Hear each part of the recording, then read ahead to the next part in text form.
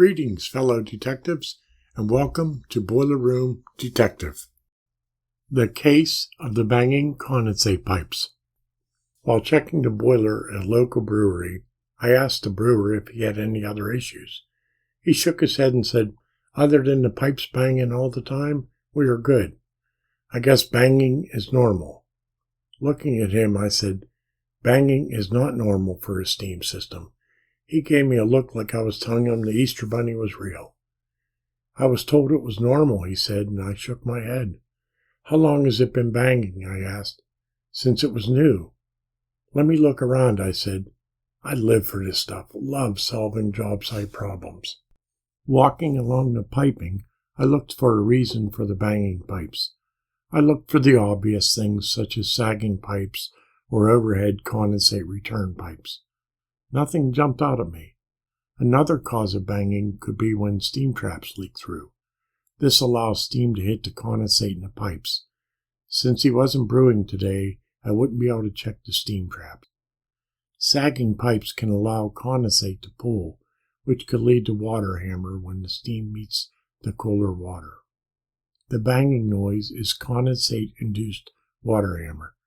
This happens when the steam quickly condenses when it hits cooler water.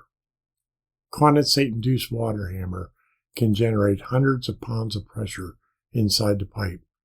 The premature condensation of the steam can also overload the steam traps, which can cause a steam stall.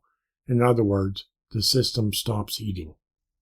Overhead condensate pipes can be problematic if the inlet to the steam-consuming device has a modulating valve. Under low load conditions, the valve could be closed enough that it can't lift the condensate. It takes roughly 1 pound of steam pressure to raise condensate 2 feet. He was not brewing that day, so I arranged to return the next day when he was. I made a note to bring some tools to check for leaking traps. I arrived as he was starting the boiler and was surprised there was no banging when the system first started. After about 15 minutes, I heard the banging.